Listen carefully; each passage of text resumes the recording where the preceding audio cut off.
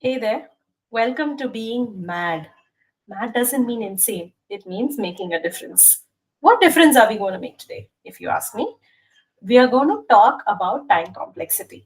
In our first video, let's discuss about the fundamentals of time complexity, or maybe just an introduction. And as we go through this playlist, we will cover big O notation, calculating time complexity, space complexity, etc., across different algorithms. So I've got few notes written down, so please don't mind if I'm looking down. And the second thing is I would be using an online tool to demonstrate any kind of examples. With that, let's get started. So first thing is time and space complexity helps to determine which algorithm is better, right? So what is a better algorithm? In our opinion, the one which runs faster is a better algorithm, right? So time complexity can be thought as the speed at which an algorithm runs.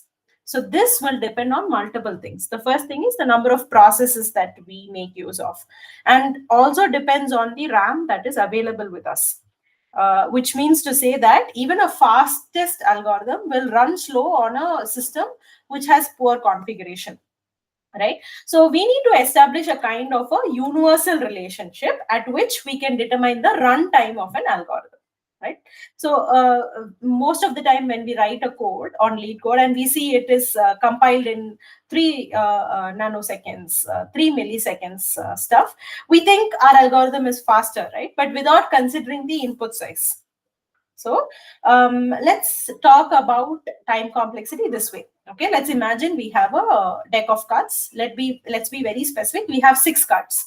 We have a 2 club, a 3 club, a 4 club, a 5 club, and a 6 club, and a 7 club. So in all these cards arranged sequentially, the job here is to find the highest card, right? I would know 7 is the highest.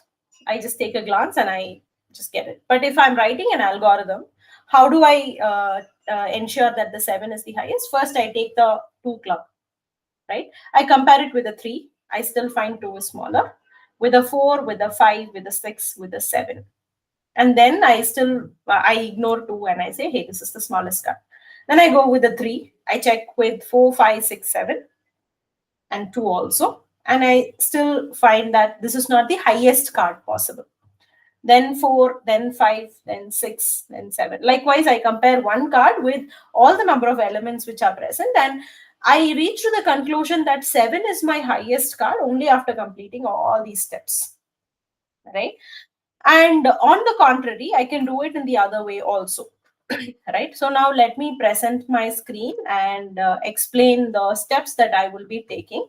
So instead of calculating the time it takes it runs, we should think of an algorithm as the number of steps, right? If an algorithm takes 1 nanosecond to complete 1 steps, and the total number of steps in the algorithm is 7, it is 7 nanoseconds. While there can be, on the other hand, an algorithm which runs for 20 steps, and each step consuming 1 nanosecond. So obviously, which is the faster algorithm? Algorithm 1, because it takes lesser time. So the lesser number of steps that is taken to complete an algorithm successfully with lesser duration is the faster algorithm, right? So now let's come back to the card example. So I said we have a 2, we have a 3, we have a 4, we have a 5, 6, and a 7. Let's divide the screen into 2 parts. This is my algorithm 1 and this is my algorithm 2. So 2 I have it highlighted in a different color, but I have the same cards.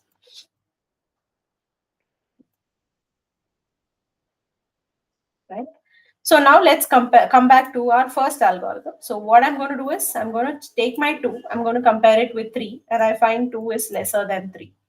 So this is one operation that I have done. I take my 2 with 4, I take my 2 with 5, with 6, and with 7. Right? So that means 1, 2, 3, 4, 5. It has taken 5 steps. Now, next what I do is I will erase this, obviously. Now I will take my third card. I will take my card 3 and I will compare it with 2. So 3 is greater than 2. So this is the highest card so far. Now 3 is it greater than 4? No, it is less than 4. 3 is less than 5. It is less than 6 and 7 as well. So again, I had to take 5 steps to establish the fact that 3 is not the highest card. Now, if I'm going to do it again for 4, right? So 4 is greater than 2, but it is definitely not the highest card. I check with 3, 4 is, it is greater than 3. So good enough till here. Yes, it is the highest card till now, but it is less than 5, 6, and 7. So again, I have taken 5 steps just to establish the fact that 4 is not my highest card. I repeatedly do it for 5, 6, and 7. And finally, I realize my 7 is the highest card. Right? So this is one kind of an algorithm. So how many steps do I take? In first iteration, I took 5, second iteration 5, third iteration 5, fourth iteration 5, fifth iteration 5, and sixth iteration. I would have taken 5 steps just to determine that 7 is the highest card. Right? So if the number of elements here is 6, right? At each iteration, I had to take 5 times, 5 steps, right? So 6 into 5 is 30. So only after 30 steps, I would have been able to determine that my 7 is my highest card or highest number. Now, on the other hand, let's come to this algorithm where I first think, okay, 2 is a card. I compare it to the second element. Is 2 greater than 3? No, it's less than 3.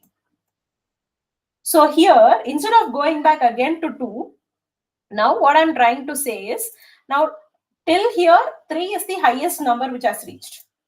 Okay. So this is one step and this step is completed. Now for the second step, I will compare 3 and with 4. Right. When I compare 3 and 4, 3 is less than 4 and 4 is my highest value. So now the next iteration, so this is second step. Now in the third step, 4 will be compared with 5 and 5 will be the highest, obviously.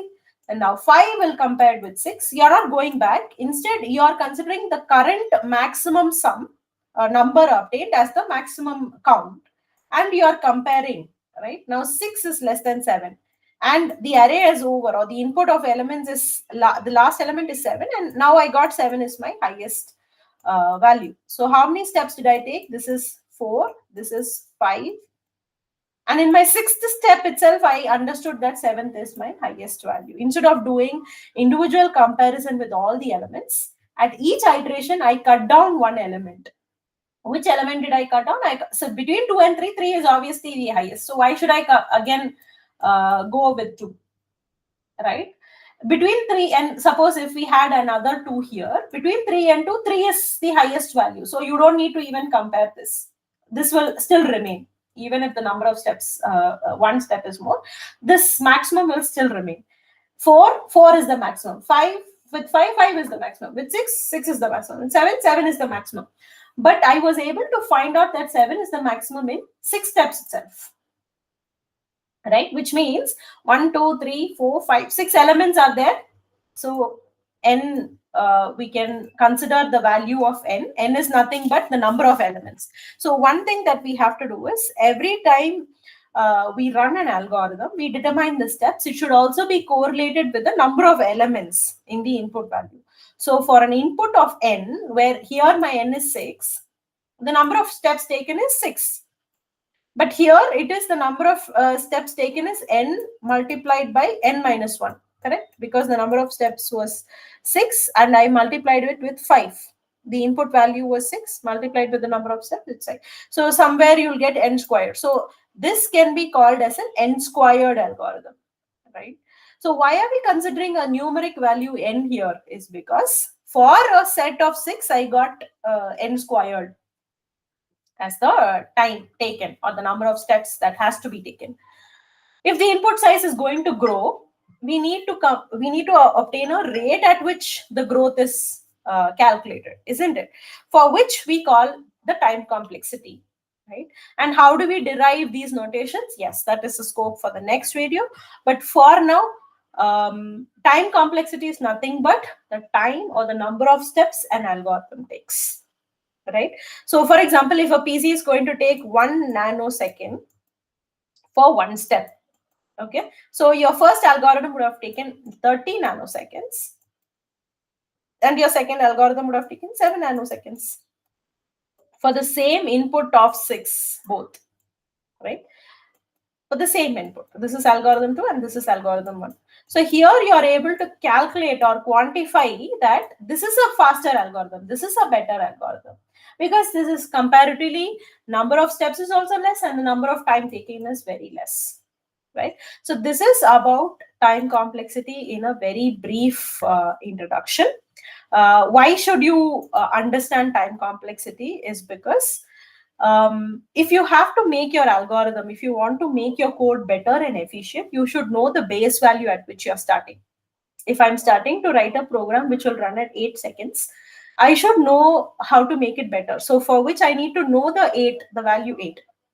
Second thing is, from a interview point of view, they want, the world is out, is on a lookout for getting programmers who know how long the code is going to run, and so that they'll make it better.